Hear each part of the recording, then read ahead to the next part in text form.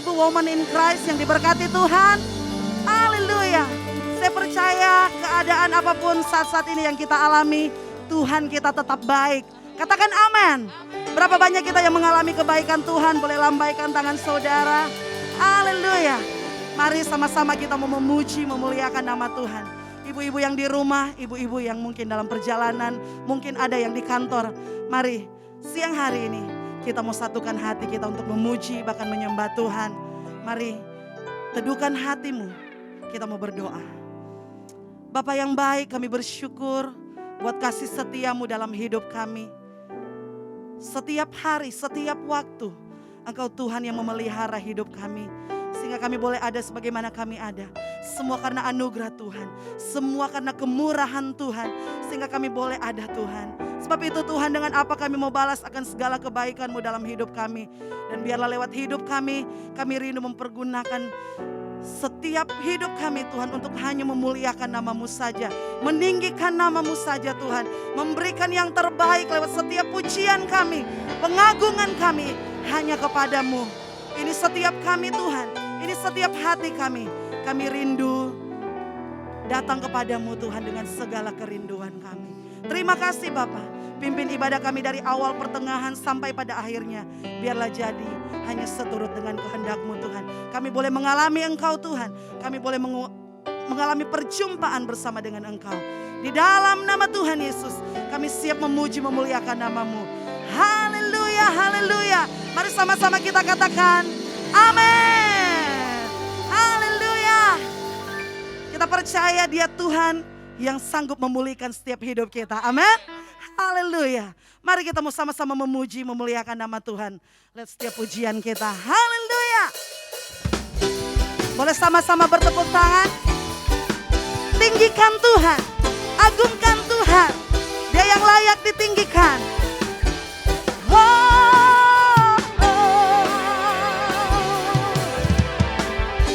Ketika Tuhan memulihkan keadaan Sion, keadaan kita seperti orang yang bermimpi.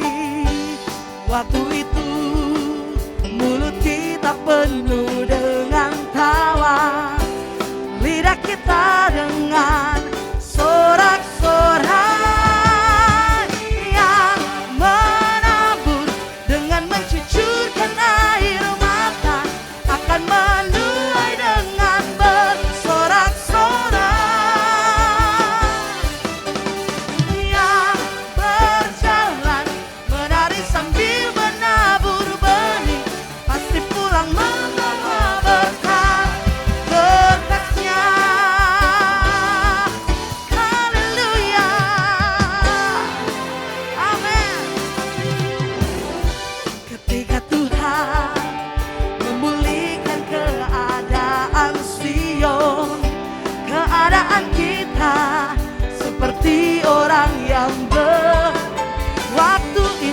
Waktu itu mulut kita penuh dengan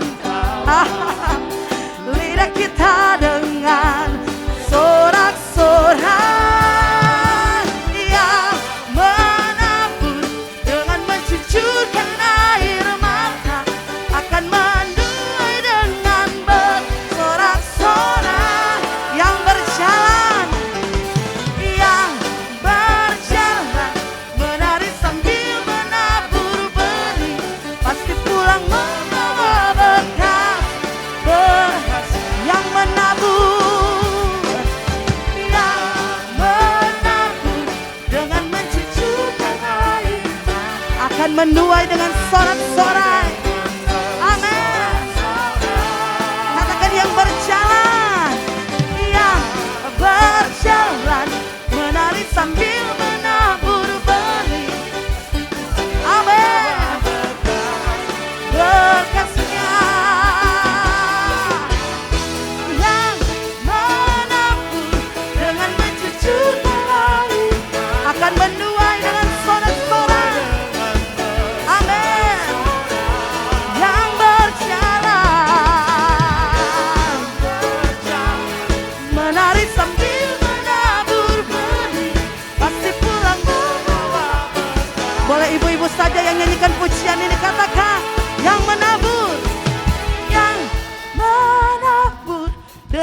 mencucurkan air. Katakan dengan iman pujian ini. Kau yang menabur dengan mencucurkan air mata akan menuai dengan sorak-sorai, akan menuai kemenangan. Amin. Haleluya. Boleh lebih lagi? Boleh lebih lagi ibu-ibu katakan. Yang menabur, yang menabur, yang menabur. Amin. Katakan yang berjalan dengan mencucurkan air mata. Amin. Amin, amin. Berkatnya pasti pulang membawa berkat. Berkatnya pasti pulang membawa berkat. Berkatnya.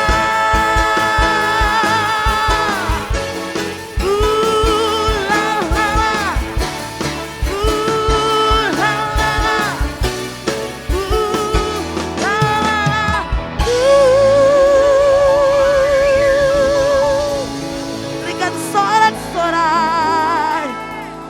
Haleluya, haleluya. Kami tahu Tuhan, Engkau selalu ada bagi kami. Sungguh penyertaan-Mu sempurna bagi kami Tuhan. Setiap musim hidup kami Tuhan, kami tahu Engkau Tuhan yang selalu ada bagi kami. Engkau Tuhan yang sanggup memulihkan keadaan Sion. Kami percaya Tuhan, Engkau Tuhan yang sanggup memulihkan keadaan kami juga.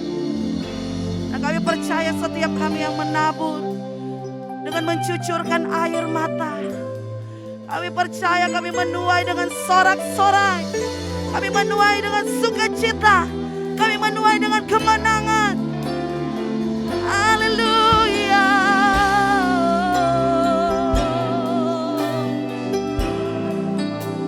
Thank you Lord. Thank you Jesus. Terima kasih Yesus. Engkau baik. Engkau sangat baik Tuhan. Sungguh penyertaan-Mu bagi kami. Kasih setia-Mu Tuhan ada bagi kami. Thank you Lord, thank you Lord. Terima kasih Tuhan. Sungguh kami bangga memiliki Tuhan seperti-Mu Yesus.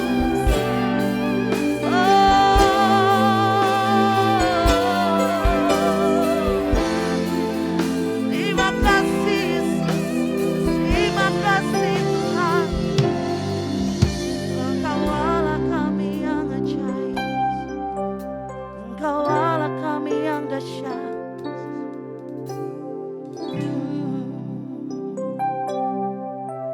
Yes Lord.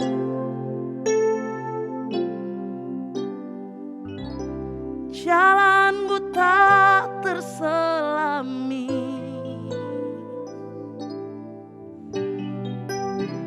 Oleh setiap hati kami, namun satu hal ku percaya, ada rencana yang indah. Amin. Tiada terduga kasih-Mu,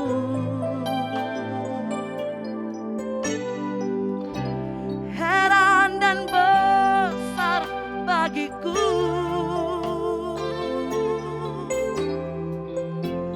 Arti kehadiran-Mu selalu nyata di dalam hidupku. Penyertaan-Mu sempurna, rancangan-Mu penuh damai, aman dan sejahtera. sejahtera walau di tengah badai. Inginku selalu bersama, rasakan keindahan arti kehadiran-Mu Tuhan. Mari sama-sama nyanyikan pujian.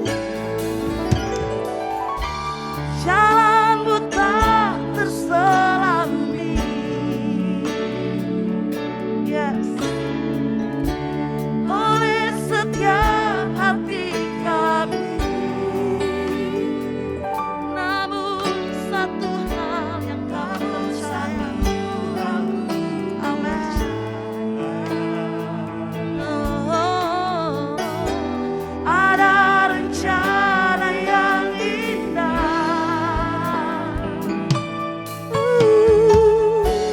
tiada terduga kasih-Mu,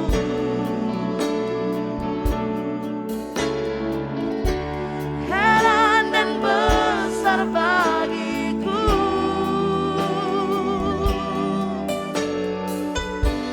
Arti kehadiran-Mu selalu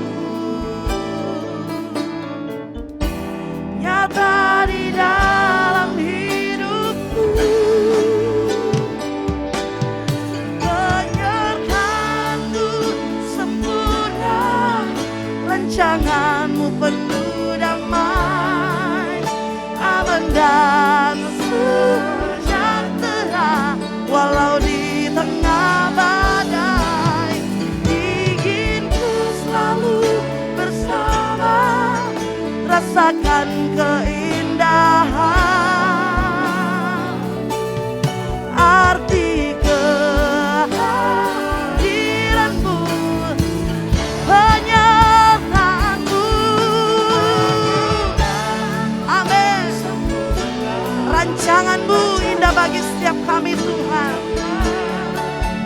aman dan sejahtera walau di tengah badai. Ku bersama, rasakan keindahan arti kehadiran-Mu, oh, penyertaan-Mu, yes, rancangan-Mu indah bagi setiap kami Tuhan, aman dan sejahtera walau di tengah badai. Inginku selalu bersama, rasakan keindahan arti kehadiran-Mu Tuhan.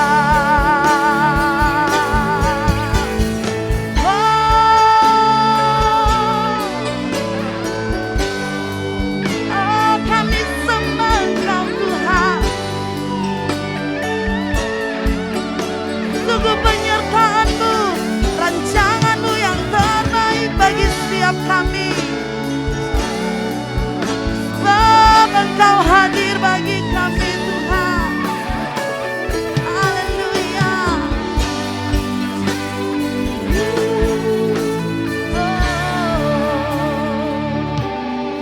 Penyertaan-Mu sempurna, rancangan-Mu penuh damai, amin. Sungguh kami aman di dalam Engkau Tuhan. Di tengah badai, di tengah setiap masalah yang kami boleh hadapi Tuhan, kami tahu ada Engkau Tuhan dalam hidup kami, amin.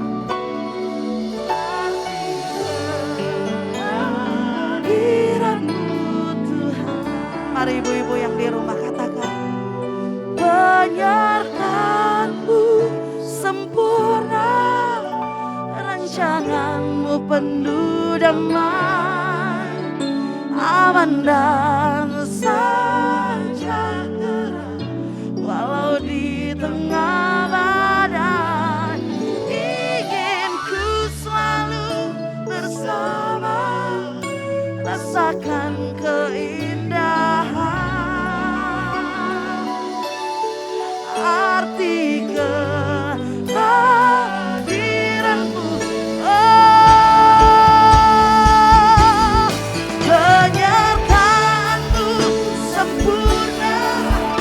rancanganmu penuh damai, aman dan sejahtera. Walau di tengah badai, ingin ku selalu bersama, rasakan keindahan. Arti kehadiranmu, arti kehadiranmu, arti kehadiran, arti kehadiranmu Tuhan, arti kehadiranmu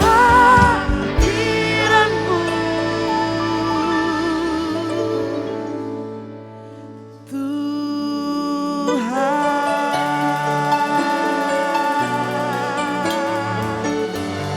Sorak-sorai kemuliaan hanya bagi nama Yesus. Haleluya, haleluya. Terima kasih Yesus. Terima kasih. Shalom, para wanita, ibu-ibu yang sangat dikasihi Tuhan di dalam Women in Christ. Apa kabarnya? Saya percaya kita semua masih semangat. Kita mau mengakhiri tahun 2021 dan kita akan mengakhiri dengan kemuliaan Tuhan. Haleluya. Nah, saudari, hari ini kita mau membahas mengenai bagaimana pertumbuhan kerohanian itu yang sejati seperti apa. Ya, bagaimana sih maksudnya bertumbuh di dalam kerohanian? Karena indikator seseorang bertumbuh dalam kerohanian itu bukan seberapa sering dia ikut ibadah hari Minggu, ibadah hari Kamis, ya kan, ibadah Selasa malam misalnya. Itu bukan indikator pertumbuhan kerohanian seseorang. Nah, karena itu mari kita membaca dalam Yohanes pasal 15 ayat 1 sampai yang ke-8. Yohanes pasal 15 ayat 1 sampai yang ke-8. Saya akan bacakan. Akulah pokok anggur yang benar dan Bapakulah pengusahanya. Setiap ranting padaku yang tidak berbuah dipotongnya, dan setiap ranting yang berbuah dibersihkannya, supaya ia lebih banyak berbuah. Kamu memang sudah bersih karena firman yang telah kukatakan kepadamu. Tinggallah di dalam aku dan aku di dalam kamu. Sama seperti ranting tidak dapat berbuah dari dirinya sendiri kalau ia tidak tinggal pada pokok anggur, demikian juga kamu tidak berbuah jikalau kamu tidak tinggal di dalam aku. Akulah pokok anggur dan kamulah ranting-rantingnya. Barang siapa tinggal di dalam aku dan aku di dalam dia, ia berbuah banyak. Sebab di luar aku, kamu tidak dapat berbuat apa-apa. Ayat yang ke-6, barang siapa tidak tinggal di dalam aku, ia dibuang keluar seperti ranting dan menjadi kering. Kemudian dikumpulkan orang dan dicampakkan ke dalam api lalu dibakar. Jikalau kamu tinggal di dalam aku dan firmanku tinggal di dalam kamu, maka mintalah apa saja yang kamu kehendaki dan kamu akan menerimanya. Dalam hal inilah Bapakku dipermuliakan, yaitu jika kamu berbuah banyak dan demikian kamu adalah murid-murid. Nah, saudara, di dalam kitab Injil Yohanes ada 7 perkataan dari Yesus yang menyatakan aku adalah, akulah, atau bahasa Inggrisnya I am, saudara. Dia menggambarkan, karena mungkin orang-orang bingung seperti apa sih Mesias itu, seperti apa sih konsep kerajaan Allah, bagaimana sih cara Tuhan Yesus bekerja, bagaimana sih maksudnya kita mengikut Tuhan Yesus. Dan yang terakhir, bagaimana sih maksudnya kita bertumbuh dalam kerohanian. Nah, ini semua terkandung dalam 7 perkataan akulah dalam kitab Yohanes. Coba saudara lihat dalam layar saudara. Ada 7 perkataan. Saudara ya, saya catat adalah akulah roti yang hidup, akulah terang dunia, akulah pintu, ya kan, akulah gembala yang baik, kebangkitan dan hidup, akulah jalan dan kebenaran dan hidup. Dan yang terakhir, yang ketujuh yang kita bahas hari ini, akulah pokok anggur yang benar. Nah, saudara perhatikan kenapa ada perkataan akulah pokok anggur yang benar itu. Kenapa? Karena memang dari zaman perjanjian lama sampai zaman perjanjian baru, saudara, bangsa Israel itu dilambangkan seperti pokok anggur. Ya, ada 2 perlambangan yang Tuhan berikan dari istilah perkebunan, agriculture, saudara, kepada bangsa Israel. Biasa dipakai dengan kata pohon zaitun dan juga pokok anggur, saudara. Ya, kalau saudara lihat dalam slide berikutnya, dalam Mazmur 80 ayat 8 sampai yang ke-9, ini adalah contoh bagaimana pemazmur menggambarkan, saudara, ketika Allah mengambil bangsa Israel keluar dari tanah Mesir, dari perbudakan, dikatakan apa? Telah kau ambil pohon anggur dari Mesir. Siapa pohon anggurnya? Bangsa Israel. Ya kan? Telah kau halau bangsa-bangsa, lalu kau tanam pohon itu. Engkau telah menyediakan tempat bagi dia, maka berakarlah dia dalam-dalam dan memenuhi negeri.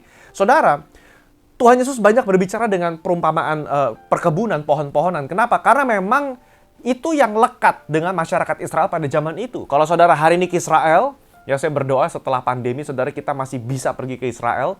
Ya kan? Saudara akan melihat di sekitar kiri kanan jalan ada kebun anggur, ada kebun pohon zaitun, saudara. Ya sekarang ada, dengan teknologi sekarang ada banyak pohon-pohon yang lain. Tapi pada zaman itu rata-rata anggur dan zaitun. Dan Yesus berkata begini, kamu sebetulnya pokok anggur yang benar itu. Cuman aku sudah menantikan buahnya tapi tidak aku menemukan buah di dalam pohon itu, saudara. Bahkan Yesus mengatakan lewat perumpamaan buah ara, saudara. Aku menantikan buah ara tetapi kamu tidak berbuah juga, saudara. Dan hari ini Yesus berkata, pokok anggur bangsa Israel, you are not the true vine. Kamu bukan pokok anggur yang benar. Sebetulnya kamu hanya ranting. Akulah pokok anggur yang benar itu. Sekarang Yesus menegaskan ulang bahwa pokok anggur yang sejati itu adalah Dia sendiri. Dan Bapa adalah pengusahanya. Nah saudara, mari kita renungkan sejenak. Dalam Yohanes 15 ayat 1 sampai yang ke-8, pokok anggur dikatakan adalah Yesus. Kita bahkan bukan pokok anggur, kita hanyalah ranting, saudara. Kita hanyalah ranting yang menempel di pokok anggur tersebut. Dan siapa yang mengusahakan agar pohon ini berbuah, saudara, agar rantingnya berbuah? Bapakulah pengusahanya. Saudara, hari ini ketika kita berbicara soal pertumbuhan rohani, yang paling penting yang harus kita pahami begini, pertumbuhan rohani itu terjadi ketika saudara melekat, rantingnya menempel dengan pokok anggur. Dan ketika saudara di tempat yang tepat, saudara mengizinkan Bapa mengusahakan hatimu, saudara mengizinkan Roh Kudus membereskan hatimu, maka disitulah pertumbuhan rohani terjadi. Saudara, di sini ibu-ibu ada yang suka tanam pohon? Ya, saya suka tanam pohon, saudara. Dan yang saya notice ketika saya sedang berusaha menanam pohon, ya, saya nggak memusingkan bagaimana pohon itu harus mengeluarkan daun dan ranting yang baru dan ujung-ujungnya buah. Karena saya punya pohon jeruk nipis dan jeruk limau, saudara. Saya nggak stres, saya nggak pusing bagaimana ya agar ranting ini keluar buah. Karena saya tahu di dalam DNA pohon itu sudah terkandung mekanisme cara berbuah. Yang pohon itu butuhkan adalah air, pupuk, matahari, saudara. Ya kan, media tanah yang baik. Dan saudara, siapa yang mengusahakan itu semua? Alkitab berkata, Bapa kita di sorga mengusahakan semuanya. Tugas kita adalah menempel di pokok anggur itu terus-menerus. Pertanyaannya, apakah hari ini saudara memusingkan dengan hal-hal yang seharusnya saudara nggak pusingkan? Apakah hari ini kita pusing, kok aku nggak berbuah ya? Kok aku nggak berubah ya? Kok aku nggak berbuah ya? Pertanyaannya bukan soal nggak berbuahnya, tetapi apakah engkau tertanam? Apakah engkau menempel di pokok anggur itu? Kalau saya punya ranting jeruk nipis, dia menempel ke batang jeruk nipis yang akarnya bagus, dikasih pupuk, dikasih matahari, ada air yang cukup, saudara, dikasih anti hama, mungkin pestisida, dijauhkan daripada tumbuhan liar. Yakinlah pasti buahnya akan keluar, saudara. Dia akan berbunga, berputik, keluar bunga dan akan berbuah, saudara. Ya kan? Nah, itu yang perlu kita renungkan. Hari ini saya pusingkan yang mana? Pusingkan saya nggak berbuah? Atau karena apa? Karena saya nggak mengizinkan Bapa, Roh Kudus mengusahakan, menggemburkan hati saya. Saudara, ada dua jenis orang Kristen. Satu adalah orang Kristen yang rantingnya tidak berbuah. Dan yang kedua adalah orang Kristen yang berbuah. Dan Alkitab, Yesus mencatat ada bedanya. Orang yang rantingnya tidak berbuah, begini, dia sudah menempel kepada Kristus tetapi tidak berbuah. Artinya apa? Dia mungkin berpikir, dia mungkin mengklaim, dia profess, he or she profess to be a Christian, dia ngakunya orang Kristen, tapi sebetulnya belum mengalami kelahiran baru. Dia ngakunya orang percaya, tetapi sebelumnya belum mengalami perjumpaan pribadi dengan Roh Kudus. Sehingga apa? Kekristenannya superficial.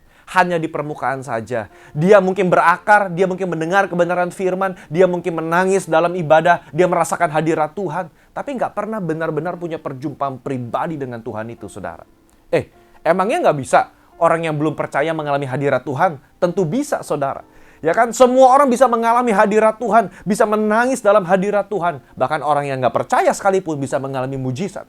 Tetapi respon yang menentukan, apakah setelah dia mengalami mujizat, dia akan tetap tinggal dalam Tuhan, atau dia memilih tidak tinggal di dalam Tuhan.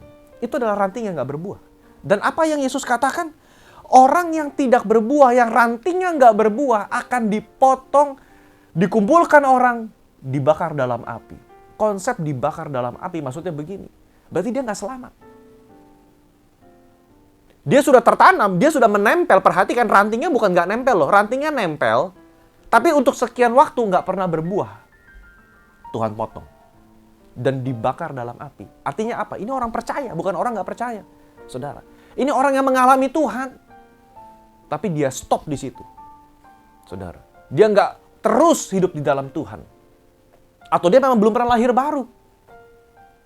Ranting yang kedua, saudara, adalah ranting yang berbuah. Ya kan?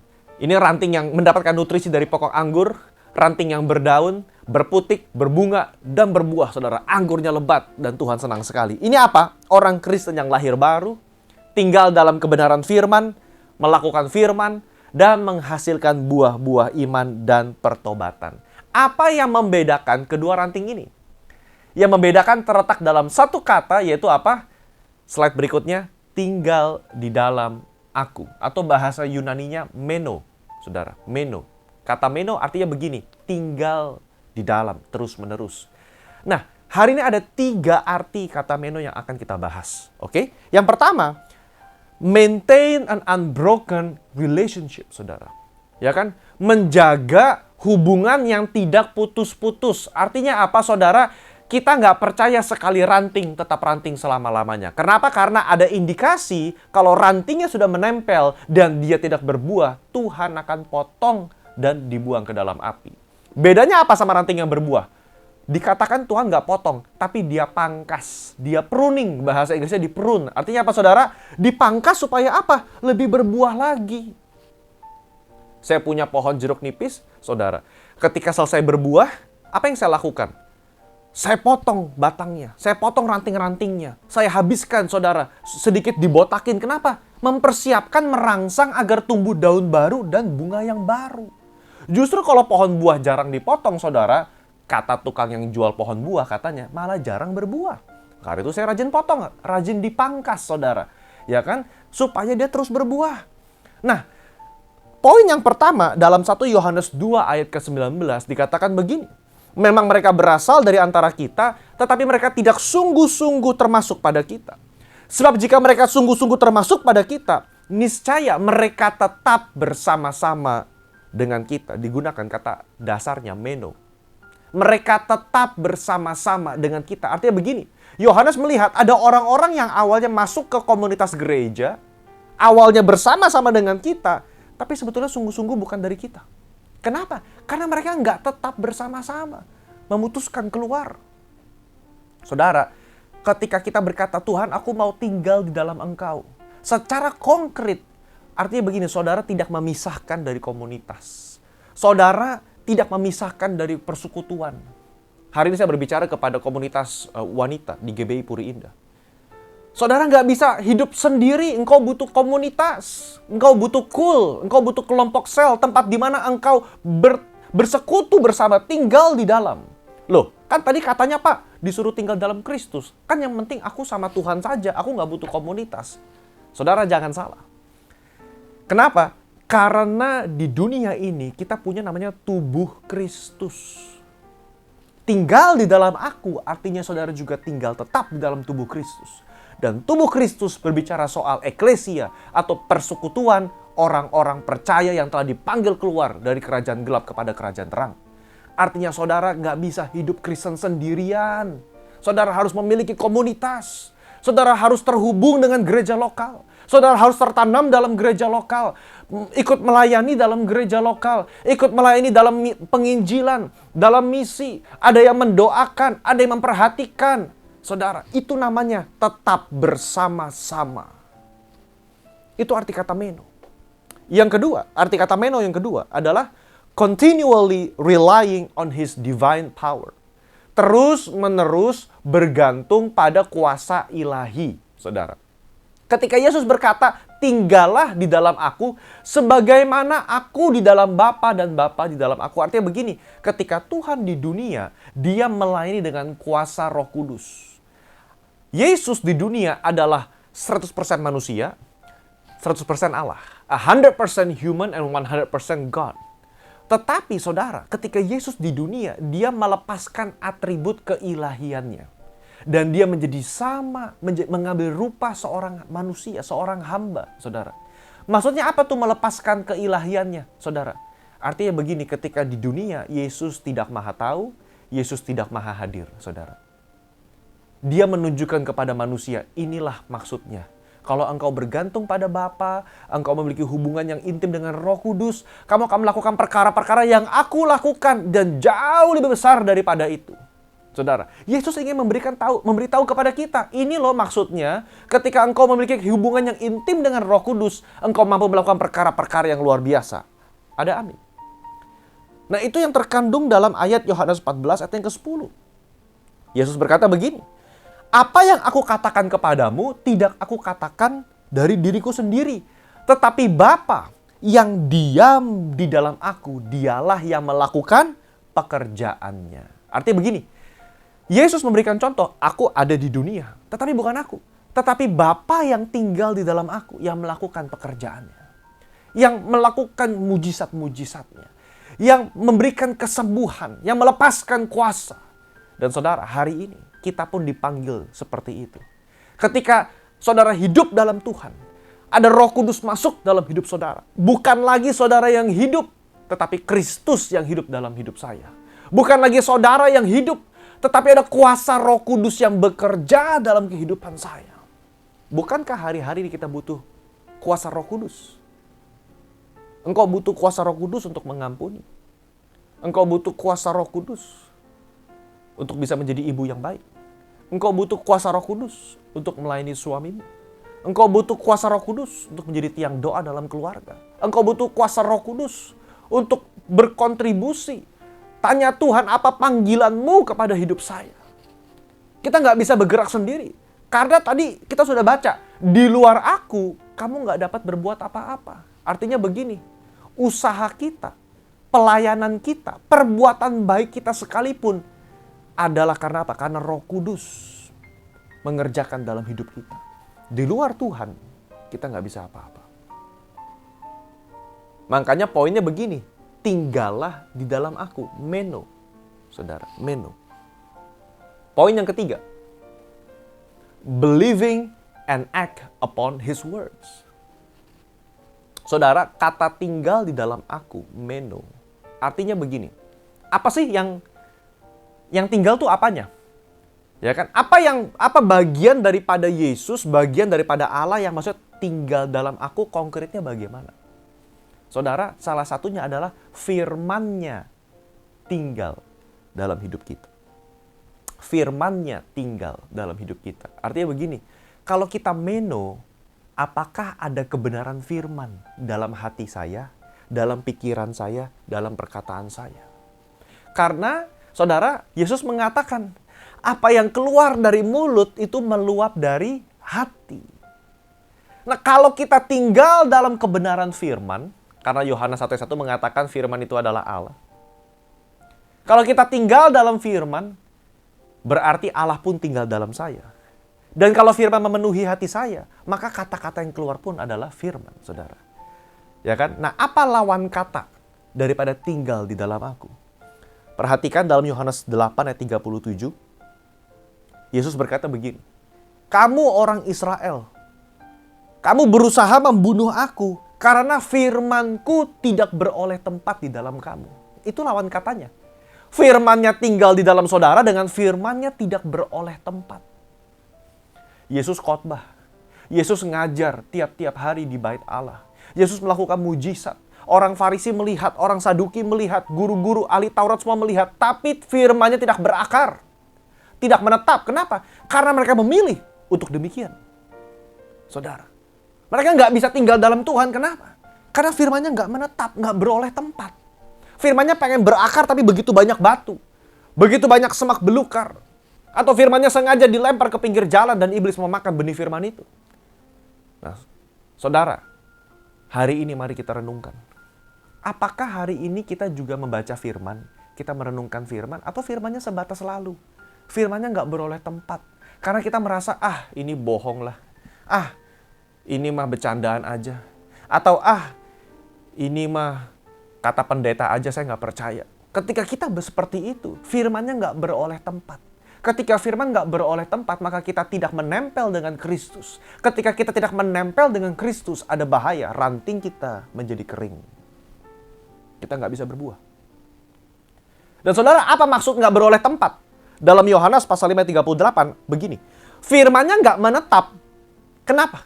Sebab kamu tidak percaya. You do not believe.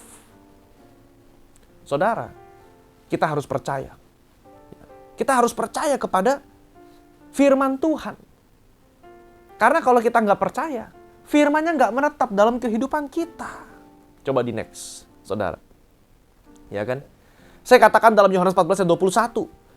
Ranting yang menempel, ya, ketika firman-Nya menetap, saudara, ya, ketika firman itu menetap, ada hubungan loh antara firman menetap dengan orang yang mengasihi Tuhan. Kenapa? Karena begini, orang yang mengasihi Tuhan adalah mereka yang memegang perintahku dan melakukannya. Jadi, saya mau beritahu begini. Kalau hari kita berkata dalam pujian, penyembahan, Lord, I love you, aku cinta sama Engkau Tuhan, aku mengasihi Engkau.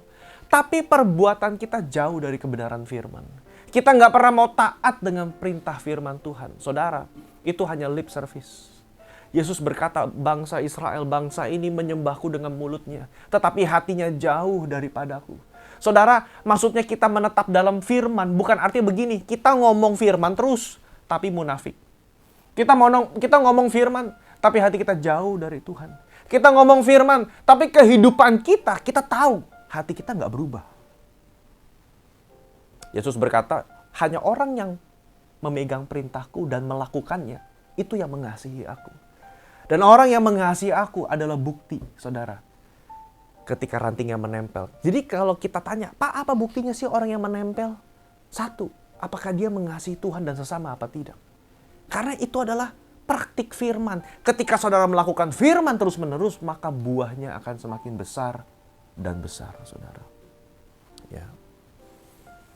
Saya tulis Yohanes 15 ayat yang ke-7, saya kutip. Bagaimana tinggal dalam Yesus? Ya, yang tadi saya sudah bahas. Firman-Ku tinggal di dalammu. Firman-Ku tinggal di dalam kamu. Nah, saudara, saya mau tutup dengan ini. Ya, kalau saudara lihat slide yang terakhir, ada 5 langkah praktis. Maksudnya apa sih firman-Nya tinggal di dalamku? Karena begini, bukan hanya sekedar menghafal, saudara. Karena iblis pun hafal firman. Ahli Taurat hafal firman. Mungkin kita kalah dari ahli Taurat menghafal firman, karena mereka hafal, saudara. Tetapi toh mereka nggak berjumpa dengan Tuhan. Artinya apa? Bukan sekedar hafal, tapi merenungkan, melakukan, dan menyaksikan kebenaran firman itu. Kalau hari ini saudara berkata, Pak, saya susah menghafal firman. Nah, saudara, ada 5 langkah praktis sebagai langkah kita meresponi kebenaran firman hari ini. Yang pertama, ingat. Maksudnya apa ingat? Saudara harus ingat. Pasang reminder di handphone. Saya harus baca Alkitab hari ini. Saudara, kalau kita nggak ingat karena kesibukan jaga anak, kesibukan bisnis, kesibukan ngatur rumah tangga, kita bisa dengan gampang memasukkan firman prioritas nomor ke-10. Saudara harus ingat, remember. Saudara, kita punya smartphone, dipakai, ada reminder, taruh di kalender. Hari ini saya harus baca Alkitab, renungkan 1 pasal. Yang kedua, putuskan, decide, saudara. Kenapa saya kata putuskan begini? Karena pertumbuhan rohani itu tidak terjadi dengan sendirinya. Saudara harus putuskan. Hari ini saya mau baca Alkitab. Hari ini saya mau merenungkan kebenaran firman selama berapa? Terserah saudara, 15 menit, 20 menit, 30 menit. But you have to decide. Karena pertumbuhan rohani itu nggak ngalir aja. Saya nggak percaya dengan konsep ngalir aja, Pak. Tergantung mood. Nanti kalau ada mood saya baca Alkitab. Saudara, kita nggak bisa bergantung sama mood kita. Ada amin. You have to decide. Yang ketiga, rencanakan. Plan, saudara, rencanakan. Mau kapan? Setelah saudara putuskan, saudara mesti rencanakan. Mau baca malam, baca siang, baca pagi, setelah anak ke sekolah, setelah selesai menemani anak sekolah Zoom, setelah suami balik dari kantor, setelah suami tidur, atau saudara baca malam, atau saudara baca pagi. But you have to plan. Kapan saudara mau membaca firman, saudara? Yang keempat, dicatat. Supaya kita nggak lupa. Saudara biasakan catat jurnal. Atau kalau saudara malas catat sekarang, catat di handphone. Bagikan ke suami, bagikan ke anak, bagikan ke grup komunitas WIC, bagikan dalam grup Abah saudara. Ayo baca Alkitab, bagikan. Ini yang aku dapat ini loh. Aku punya pertanyaan. Penafsiranku benar nggak ya kira-kira? Aku dapatnya ini sih. Saudara, ketika engkau membagikan apa yang kau catat, termasuk poin yang kelima, saksikan. Itu membuat firmannya masuk dalam hati saudara.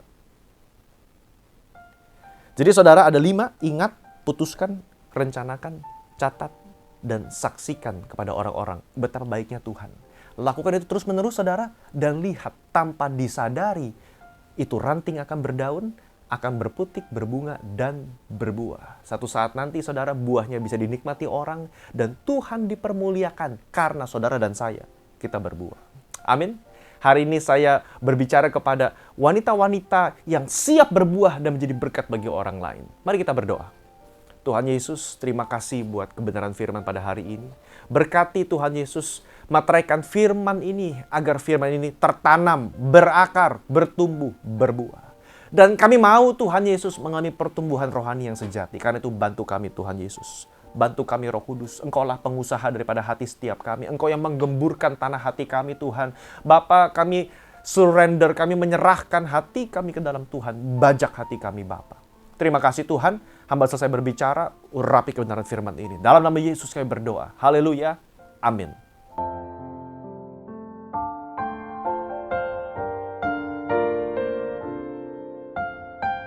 Kita semua diberkati lewat kebenaran firman Tuhan. Kembali kita memberkati pekerjaan Tuhan lewat setiap persembahan kita. Mari kita mau menabur yang terbaik. Berikan yang terbaik bagi Tuhan. Tundukkan kepalamu, kita berdoa. Terima kasih Tuhan untuk kebenaran firman-Mu yang kembali meneguhkan setiap iman kami Tuhan. Dan biarlah hari-hari ini Tuhan kami sungguh semakin melekat kepadamu Tuhan. Semakin mencari wajah-Mu Tuhan. Sehingga setiap hidup kami lebih lagi mendekat kepadamu. Terima kasih Bapa yang baik. Saat yang terindah kami rindu memberikan yang terbaik lewat setiap persembahan kami. Mari Engkau memberkati setiap tangan-tangan yang memberi. Balas berlipat kali ganda sesuai dengan janji firman-Mu. Kami siap menabur yang terbaik hanya di dalam nama Yesus. Kami berdoa dan bersyukur. Haleluya, haleluya. Amin. Mari kita akan menyelesaikan ibadah ini bersama dengan berkatnya Tuhan. Ayo mari kita bangkit berdiri. Kita buka hati dan mengangkat kedua tangan. Dan kita terima berkat Tuhan. Kekasih-kekasihnya Tuhan. Para wanita umat pilihannya Tuhan. Janganlah takut dan gentar hatimu, tapi yakin dan percayalah engkau pilihan Tuhan. Nama dan wajahmu terukir di telapak tangannya Tuhan. Dan Tuhan sangat mengasihi engkau. Jadilah kuat, jadilah semangat. Dan bersama dengan kekuatan dari Tuhan, jadilah pribadi-pribadi yang menjadi berkat buat suami, buat anak-anak, buat keluarga, bahkan buat Indonesia, bahkan buat dunia ini dimanapun Tuhan menempatkan engkau. Di dalam nama Bapa dan Anak dan Roh Kudus, dalam nama Tuhan Yesus yang percaya, berkata bersama-sama dengan saya, amin. Haleluya, puji Tuhan. Tuhan memberkati kita semua.